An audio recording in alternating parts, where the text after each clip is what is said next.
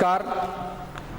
आज कक्षा 10 के छात्रों के लिए हिंदी विषय के हिंदी व्याकरण के अंतर्गत शब्द रचना के तत्व प्रकरण पर आज के वीडियो पाठ में अध्ययन और अध्यापन होगा। आइए हम देखते हैं कि हिंदी विषय के अंतर्गत हिंदी व्याकरण, एक शब्द आपके सामने आया व्याकरण, तो व्याकरण से क्या अभिप्राय है आप इसे देखें। हिंदी व्याकरण शब्द रचना के तत्व, इस पाठ्यक्रम में क्या है इसे आप जान लें। उपसर्ग, प्रत्यय, समास, तत्सम शब्द और पर्यायवाची। हिंदी व्याकरण के शब्द रचना के तत्व प्रकरण में आपको जो पढ़ना है वो इन्हें पढ़ना है जो आप अपने समक्ष देख रहे हैं। इस पूरे प्रकरण को हम दो भागों में पढ़ाएंगे। पहला भाग जिसमें उपसर्ग और प्रत्यय, उपसर्ग और प्रत्यय। अब हमारे छात्रगण यहां ये देखें कि उनके सामने एक शब्द आया व्याकरण। तो व्याकरण क्या है? भाषा के नियमों का अनुशासन व्याकरण है। किसी भी भाषा के जो विधान होते हैं जिनके अधीन वह लिखी जाती है, बोली जाती है या पढ़ी जाती है, उन्हीं विधानों को हम व्याकरण कहते हैं। इस प्रकार भी हम कह सकते हैं कि शुद्ध बोलने, लिखने, पढ़ने के नियमों का ज्ञान, ये नियमों का ज्ञान व्याकरण है। अथवा हम ऐसे भी कह सकते हैं किसी भाषा के बोलने, लिखने, पढ़ने के निश्चित नियम ही व्याकरण है। प्यारे छात्रगण, आपने देखा कि व्याकरण क्या है। अब व्याकरण क्या है के बाद एक प्रश्न सहज उद्भूत होता है कि हिंदी व्याकरण क्या है और हिंदी व्याकरण का विकास चरण क्या है। आप ये जान लें, व्याकरण हिंदी में अपना कोई हिंदी का व्याकरण नहीं है। हिंदी संस्कृत जनित है, अतः संस्कृत के व्याकरण को ही हम हिंदी व्याकरण में स्वीकार करते हैं। ध्यान रहे, हिंदी के व्याकरण को जहां सरल स्वरूप देना होता है वहीं हम संस्कृत व्याकरण से इतर होते हैं। यहां यह प्रासंगिक है बताना कि संस्कृत का व्याकरण महर्षि पाणिनि के रुद्राष्टाध्यायी से हमें प्राप्त होता है। महर्षि पाणिनि ने संस्कृत भाषा को व्यवस्थित करने के लिए जो विधान व्यवस्थित किए उनको उन्होंने 14 सूत्रों के आधार पर व्यवस्थित किया। आज भी संस्कृत में वे 14 सूत्र व्याकरण के आधार स्तंभ बने हुए हैं। आइए हिंदी व्याकरण के विकास चरण पर अगर हम जाएं तो हम देखते हैं प्रथम चरण में लल्लू लाल के द्वारा लिखी गई the grammatical principle of Braj भाषा। हमारे सामने सबसे पहले जो व्याकरण की भारतीय पुस्तक भारतीय लेखक के द्वारा आती है वो है लल्लू लाल के द्वारा लिखी गई ग्रामेटिकल प्रिंसिपल ऑफ ब्रज भाषा। और दूसरे चरण में अयोध्या प्रसाद खत्रीकृत हिंदी व्याकरण, अयोध्या प्रसाद खत्री के द्वारा लिखा गया हिंदी का व्याकरण दूसरे चरण में हमें प्राप्त होता है। हिंदी व्याकरण की विकास यात्रा में तीसरे चरण में कामता प्रसाद गुरु आपके सामने आते हैं। इन्होंने हिंदी की हीनता, हिंदी में व्याकरण के विधानों का प्रणयन किया और व्याकरण को एक गति देने का स्तुत्य प्रयास किया, सराहनीय प्रयास किया। और चौथे चरण में किशोरी दास कृत हिंदी शब्दानुशासन, हिंदी शब्दों का क्या अनुशासन हो इसका व्यवस्थित रूप चौथे चरण में दिया किशोरी दास जी ने। अब आप देखें व्याकरण के अंग, व्याकरण की विकास यात्रा के बाद आप देखें व्याकरण के अंग क्या होते हैं। व्याकरण के अंगों में प्रथम है वर्ण। क्या है? वर्ण। इसे हम हिंदी में अक्षर भी कहते हैं। अब एक सहज भावना आपके मन में आनी चाहिए कि आखिर वर्ण क्या है। भाषा की वह सबसे छोटी इकाई जो ध्वनि के रूप से अविभाज्य होती है, या हम दूसरे रूप में इस प्रकार कह सकते हैं कि शब्द का वह लघु रूप, शब्द का वह सबसे छोटा खंड जो खंड खंड नहीं किया जा सकता, जो विभक्त नहीं किया जा सकता, उसे हम वर्ण कहते हैं। अब वर्ण के बाद शब्द, व्याकरण के अंगों में वर्ण के बाद शब्द है। शब्द किसे कहते हैं? वर्ण मेल को शब्द कहते हैं। दो या दो से अधिक वर्णों के सार्थक मेल को हम शब्द कहते हैं। इसी प्रकार पद, पद क्या है? शब्द योग। आपने वर्ण जाना, शब्द जान लिया, अब पद पे आइए तो शब्दों का योग जो है वो पद कहलाता है, और पदों के समूह को हम वाक्य कहते हैं। पदों के समूह को हम वाक्य कहते हैं। व्याकरण के इन अंगों को देखने के बाद अब आप आइए शब्द संरचना।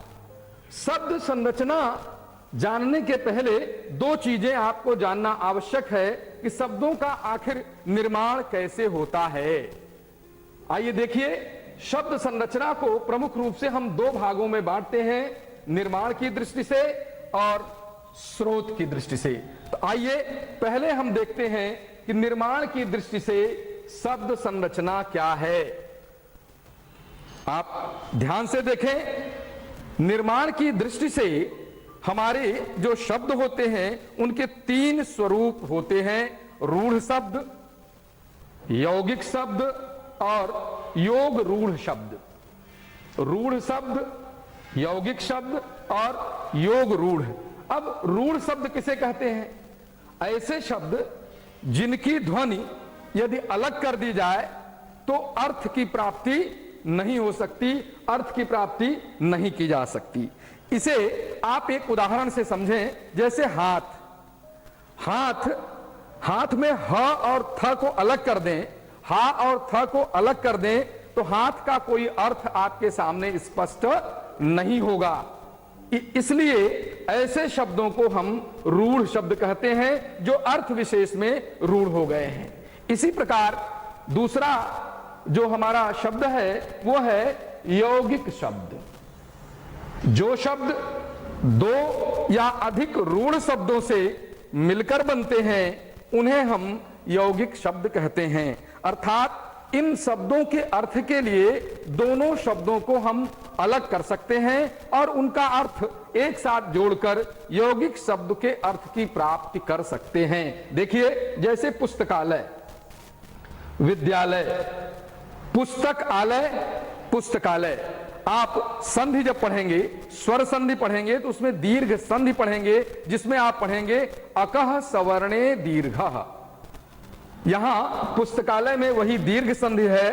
खैर, जब आप संधि का प्रकरण पढ़ेंगे तब आप इसकी विशद और व्यापक चर्चा आपके समक्ष होगी। आइए, यौगिक शब्द के बाद जो हमारा तीसरा सोपान है योग रूढ़ शब्दों का है। योग रूढ़ शब्दों में आप इस प्रकार समझें कि जिनका अर्थ रूढ़ हो चुका है। उस शब्द के और भी अर्थ होते हैं, हो सकते हैं, पर वह शब्द विशेष किसी अर्थ के लिए प्रचलन में आ चुका है, साहित्य जगत में उसे उसी रूप में स्वीकार कर लिया गया है। जैसे जलज, जैसे जलज, चक्रधर। अब आप देखें, जलज यानी जल में उत्पन्न होने वाले, जल से पैदा होने वाले को हम क्या कहते हैं? जलज कहते हैं। पर यहां जैसे ही जलज शब्द का प्रयोग होता है, हर साहित्यकार, हर पाठक आसानी से यह अपने मानस पटल पर अवस्थित कर लेता है कि जलज का अर्थ कमल है।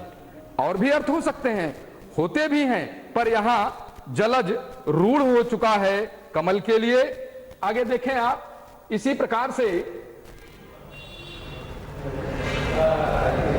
प्रकार से योग रूढ़ शब्दों के बाद अब आप देखें स्रोत की दृष्टि से शब्द कितने होते हैं। आपने देखा निर्माण की दृष्टि से शब्दों को, अब आप देखिए स्रोत की दृष्टि से शब्द कितने होते हैं, कैसे होते हैं। पहला है तत्सम शब्द। क्या है? तत्सम शब्द, यानी संस्कृत के शब्द, संस्कृत के वे शब्द जो हिंदी में आ गए हैं और जिन्हें हमने उसी रूप में, मूल रूप में स्वीकार कर लिया है, उसे हम कहते हैं तत्सम शब्द। संस्कृत के शब्दों में उदाहरण के लिए आप देख सकते हैं जैसे गृह या अग्नि, ये तत्सम शब्दों के उदाहरण हैं। इसी प्रकार तद्भव शब्द, यानी ऐसे शब्द जो संस्कृत से परिवर्तित होकर, विकृत होकर हमारी हिंदी में आ गए हैं, प्रयोग होने लगे हैं, उन्हें हम तद्भव शब्द कहते हैं। जैसे काम, आज, ये तत्सम नहीं है। काम शब्द का तत्सम रूप होता है, आज का भी तत्सम रूप होता है, पर हिंदी साहित्य में तद्भव शब्दों के रूप में हमने इन्हें स्वीकार कर लिया है। आइए तीसरा, स्रोत की दृष्टि से जो तीसरा शब्द सोपान है वो है देशज, यानी स्थानीय शब्द, जो क्षेत्र विशेष में आम जनमानस के द्वारा बोले जाते हैं, सुने जाते हैं। जैसे गमकना एक शब्द उदाहरण के लिए आपके सामने है। अब प्रयागराज जनपद को आप देखें तो प्रयागराज जनपद के पश्चिमी सीमा के बाद कौशाम्बी जनपद प्रारंभ होता है। वहां एक शब्द मैं उदाहरण के लिए आपके सामने रखता हूं, घूर या कूड़ा रखने के स्थान को गैरी शब्द से संबोधित करते हैं। यह देशज शब्द है। इसी तरह बांदा जनपद के क्षेत्र में आप चले जाएं तो बेटी को बुइया शब्द से संबोधित करते हैं। ये देशज शब्द हैं जिन्हें भी हमने हिंदी साहित्य में, हमारे निबंधकारों ने, साहित्यकारों ने स्वीकार किया है। अब विदेशज शब्द आप देखें, चौथा है विदेशज शब्द, बाहरी भाषा के शब्द। हमारी संस्कृत और हिंदी के अतिरिक्त अन्य जो भाषाएं हैं उनमें से कई शब्द हमारे प्रचलन में, हमारे कार्य व्यवहार में आ गए हैं, जिन्हें हम विदेशज शब्दों में रखते हैं। जैसे रेल, डॉक्टर, सरकार, ये विदेशज शब्द हैं और हिंदी के लेख में ये इसी रूप में प्रयुक्त होने लगे हैं। छात्रगण देखें कि अब स्रोत की दृष्टि से आपने देखा, निर्माण की दृष्टि से देखा, अब शब्द निर्माण की युक्तियां क्या हैं? शब्द निर्माण की युक्तियां क्या हैं? ये तीन चीजें आपके समक्ष दिख रही हैं, दृष्टिगोचर हो रही हैं। पहला उपसर्ग, दूसरा प्रत्यय और तीसरा संधि एवं समास। आप ध्यान दें, आज के प्रकरण में हमें उपसर्ग और प्रत्यय का अध्ययन करना है। संधि और समास को, पर्यायवाची को, तत्सम शब्द को हम भाग 2 में पढ़ेंगे, उसका अध्ययन हम आगे करेंगे। शब्द निर्माण की युक्तियों में आज हम पढ़ेंगे उपसर्ग और प्रत्यय। उपसर्ग और प्रत्यय को आप देखें तो आप देखेंगे कि अब आइए हम जाने कि उपसर्ग क्या है। उपसर्ग क्या है? उपसर्गेण धात्वथा बलादन्यत प्रतीयते प्रहाराहार संहार विहार परिहारवत। यानी उपसर्ग वह शब्दांश है जो किसी शब्द के पूर्व जुड़कर विशिष्ट अर्थ भर देता है। उपसर्ग की यह विशेषता है कि वह जिस मूल शब्द के साथ जुड़ता है उसके अर्थ को विशिष्ट बना देता है। दूसरे शब्दों में शब्द के पूर्व में जो अक्षर या अक्षर समूह, ध्यान रहे, एक अक्षर का भी उपसर्ग होता है, एक अक्षर से अधिक अक्षरों का भी उपसर्ग होता है। इसलिए यहां प्रयोग किया गया अक्षर या अक्षर समूह, ये किसी शब्द के पूर्व में लगाया जाता है। शब्द के पूर्व में जो अक्षर या अक्षर समूह लगाया जाता है उसे भी उपसर्ग कहते हैं।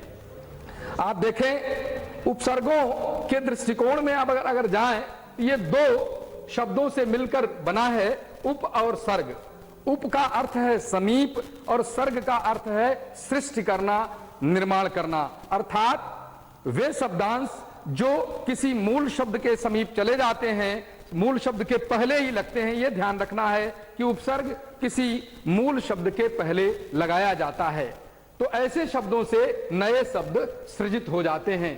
अब आप देखें, ऐसे शब्दांश जिनका स्वयं अपना कोई अर्थ नहीं होता, ये एक महत्वपूर्ण बात है। इन शब्दांशों का अपना स्वयं में कोई अर्थ नहीं होता। जब ये मूल शब्दों के साथ संलग्न हो जाते हैं, जुड़ जाते हैं, तभी इनका अपना अर्थ होता है। तीसरी बात आप ये देखें कि ऐसे शब्दांश शब्द से पहले जुड़कर अर्थ बदल देते हैं, यानी उस मूल शब्द का अर्थ पूरी तरह परिवर्तित हो जाता है। तीसरे, उपसर्गों का प्रयोग स्वतंत्र रूप से नहीं होता। उपसर्गों का प्रयोग स्वतंत्र रूप से नहीं होता। होता कैसे है? किसी मूल शब्द के साथ होता है। जब मूल शब्द के साथ उपसर्ग का प्रयोग किया जाता है तो हमारे सामने इसका अर्थ तीन स्थितियों में हमारे समक्ष आता है बेटे। क्या है? पहला है, शब्दार्थ सर्वथा प्रतिकूल हो जाता है। मूल शब्द का जो अर्थ है वो पूरी तरह उल्टा हो जाता है, प्रतिकूल हो जाता है। दूसरा, शब्दार्थ में अधिकता मिलती है, हमें मात्रात्मक अधिकता प्राप्त होती है। हमें पूरी तरह अर्थ नहीं बदलता, किंतु अधिकता अथवा मात्रा का संकेत मिलता है। इसी प्रकार शब्दार्थ में एक नवीन विशेषता भी आ जाती है। ये तीन स्थितियों में उपसर्ग जोड़ने के बाद मूल शब्द का अर्थ परिवर्तित होता है। आइए देखिए, प्रथम स्थिति में आपके सामने उदाहरण के लिए एक शब्द है अपयस। अप उपसर्ग को यस के साथ हम जोड़ते हैं तो यस का क्या अर्थ है और अपयस का क्या अर्थ है आप देखें तो स्पष्ट हो गया कि अप उपसर्ग जुड़ने से यस का अर्थ पूरी तरह क्या हो गया? प्रतिकूल हो गया। पूरी तरह क्या हो गया? प्रतिकूल हो गया। इसी प्रकार प्रगीत एक शब्द आपके सामने है। इसमें आप देखें, गीत में प्र उपसर्ग जुड़ने से प्रगीत हो गया, यानी बड़े गीत को हम प्रगीत कहते हैं। स्पष्ट हो गया कि गीत में अधिकता, मात्रात्मक अधिकता आपको यहां मिल रही है। अतः आप देखें कि गीत का प्रगीत, यह दूसरी श्रेणी के उपसर्ग का अर्थ परिवर्तन है। तीसरी श्रेणी के अर्थ परिवर्तन में नवीन विशेषता, जैसे प्रबल, बल यानी शक्ति, ताकत, प्रबल। अब आप देखिए एक नवीनता उत्पन्न हो गई।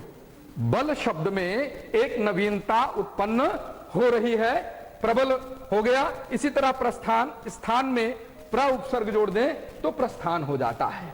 आइए हम देखते हैं कि अर्थ प्रयोग के बाद अब अर्थ परिवर्तन के लिए एक उदाहरण हम आपके सामने रखते हैं, जिसे आप आसानी से हृदयंगम कर सकेंगे और उपसर्ग के संदर्भ में आपका अधिगम तीव्र गति से विकसित हो सकेगा। आइए देखिए, एक शब्द आपके सामने है हार।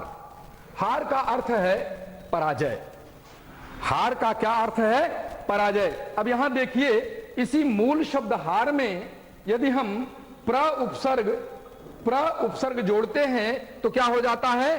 प्रहार, जिसका अर्थ है चोट करना। दूसरा, आ, इसी हार शब्द में यदि हम आ उपसर्ग जोड़ते हैं तो यह हो जाता है आहार, यानी भोजन। इसी प्रकार इसी हार शब्द में हम सम उपसर्ग जोड़ते हैं तो यह हो जाता है संहार, यानी विनाश। इसी तरह वी उपसर्ग जोड़ते हैं तो शब्द हो जाता है विहार, जिसका अर्थ है घूमना।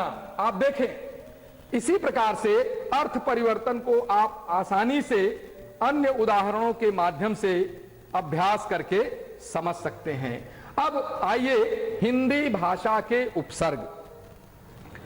छात्रगण ध्यान दें, हिंदी भाषा, जैसा मैंने बताया कि हिंदी भाषा का अपना कोई व्याकरण नहीं है। संस्कृत के उपसर्गों को हम हिंदी में ज्यों का त्यों स्वीकार करते हैं, जिनकी संख्यात्मक दृष्टि से गणना यदि हम करें तो वो 22 हैं। हिंदी के उपसर्ग, उर्दू फारसी के उपसर्ग संख्यात्मक दृष्टि से विद्वानों के द्वारा एक मत रूप में स्वीकार्य नहीं है, यानी इसमें मत वैभिन्नता बनी हुई है। फिर भी हम हिंदी के उपसर्गों को प्रमुख रूप से 10 और उर्दू फारसी के उपसर्गों को प्रमुख रूप से 19 कह सकते हैं। आइए देखिए, हिंदी भाषा के इन उपसर्गों को समझने के बाद आप देखें कि आपके पाठ्यक्रम के उपसर्ग और उनके मेल से बने शब्द, आपके पाठ्यक्रम में अ, अन, अधि, अप, अनु, उप, सह, निर, अधि, परि और सु, ये उपसर्ग सम्मिलित हैं।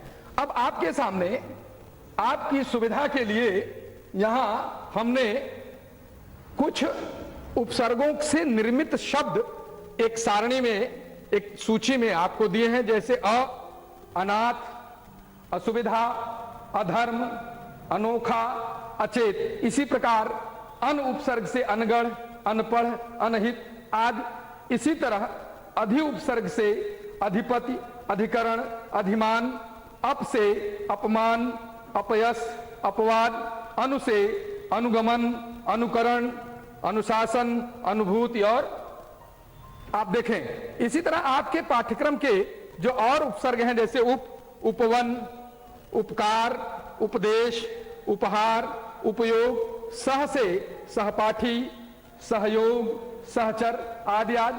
निर से निरपराध, निर्दोष, निर्भय, निराकार। और अभि उपसर्ग से अभिवादन, अभिमान, अभियोग। और परि से परिताप, परिजन, परिचय, परिवर्तन आदि। सु से सुपथ, सुलेख, सुजान, सुखद और सुपुत्र। यहां आप थोड़ा सा इसी प्रकरण के पीछे की चर्चा में जाएं तो मैंने कहा था अक्षर या अक्षर समूह। यहां देखें अक्षर भी हैं और अक्षर समूह भी हैं।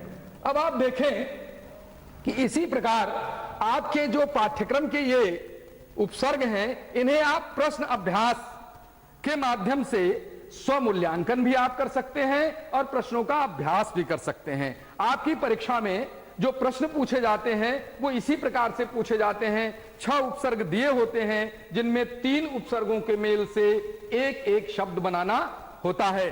पाठ्यक्रम में दिए गए सभी उपसर्गों के मेल से 5-5 नए शब्द आप अपने घर पर बैठकर बनाएंगे। इससे अपना स्वमूल्यांकन करेंगे। ध्यान रहे, जिन शब्दों को हमने सूचीबद्ध किया है उससे इतर आप नए शब्दों का निर्माण करेंगे। इस प्रकरण का जो दूसरा सोपान है प्रत्यय। तो आइए देखते हैं कि प्रत्यय किसे कहते हैं। स्वीयम अर्थम प्रत्यायति इति प्रत्ययः, अर्थात प्रतीयते विधीयते इति प्रत्ययः। जिसका किसी धातु अथवा शब्द से विधान किया जाता है उसे प्रत्यय कहते हैं। दूसरे शब्दों में प्रत्यय वह शब्दांश है जो किसी शब्द के अंत में जुड़कर नया शब्द बनाता है। ध्यान रहे, उपसर्ग आप पढ़ रहे थे तो आपको मैंने बताया कि उपसर्ग शब्द के पहले जुड़ता है और प्रत्यय शब्द के बाद में जुड़ता है। यह पूरी तरह आप ध्यान रखेंगे तो आपको उपसर्ग और प्रत्यय के बीच का विभाजन ज्ञान में रहेगा, आपके स्मरण में रहेगा। इन शब्दांशों का स्वतंत्र प्रयोग नहीं होता।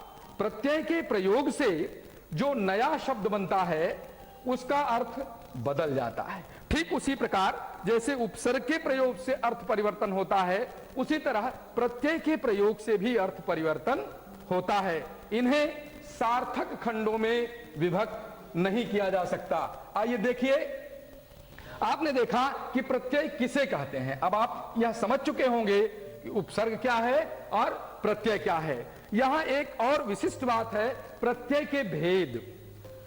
प्रत्यय दो प्रकार का होता है। कृत प्रत्यय अर्थात जो शब्दांश धातु के बाद लगाए जाते हैं वे कृत प्रत्यय कहे जाते हैं।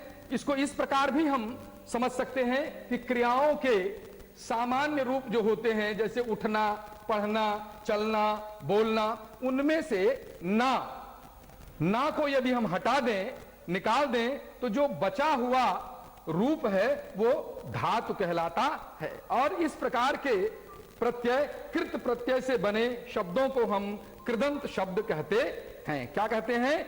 कृदंत शब्द कहते हैं। इसे आप एक उदाहरण से समझें। पठ धातु में आई प्रत्यय जोड़ने से पढ़ाई शब्द बनता है।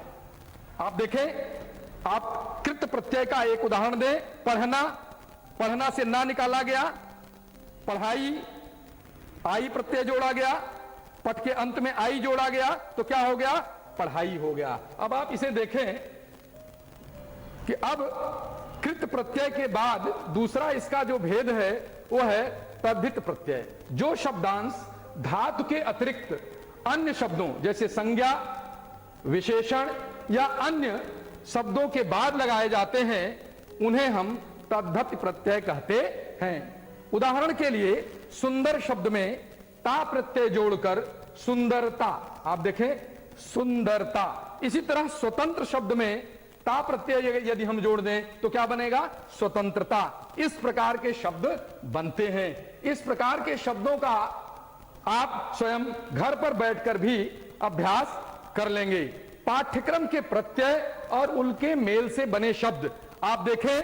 पाठ्यक्रम के प्रत्ययों में आई, त्व, ता, पन, वा, हट और वट हैं। इनमें इन शब्दों, इन प्रत्ययों के साथ भी हमने आपको शब्दों को बनाकर आपके सामने रखा है। आप देखें, लिखाई, सिलाई, कवित्व, प्रभुत्व, पन से बचपन, भोलापन, वा से पहनावा, दिखावा, हट से जगमगाहट, वट से बनावट, लिखावट आदि। अब आप देखें, इसी प्रकार से अब आप प्रत्ययों के संबंध में प्रश्न, अभ्यास और स्वमूल्यांकन करेंगे तो आप देखेंगे कि आपकी परीक्षा में जो प्रश्न आते हैं वो आते हैं किन्हीं दो प्रत्ययों का प्रयोग करके एक एक शब्द बनाइए।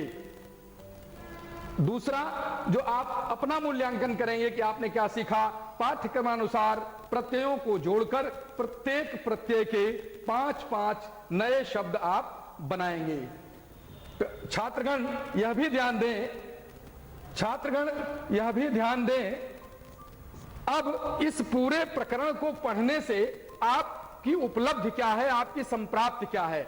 आपने देखा व्याकरण क्या है, व्याकरण के अंग कौन कौन होते हैं, शब्द संरचना क्या है, शब्द निर्माण की युक्तियां क्या है, और उपसर्ग क्या है, प्रत्यय क्या है, प्रत्यय के भेद क्या है, पाठ्यक्रम के उपसर्ग क्या है, पाठ्यक्रम के अंतर्गत प्रत्यय क्या है, और इन उपसर्गों और प्रत्ययों के मेल से किस प्रकार के शब्द का निर्माण होता है, यह आपके सामने स्पष्ट हो गया। अब आप देखें, आप अपने घर पर रहकर इसी प्रकार के शब्द निर्मित कर लेंगे, और मैं आशा ही नहीं वरन पूरे विश्वास के साथ कह सकता हूं कि आपने उपसर्ग और प्रत्यय को सीख लिया होगा।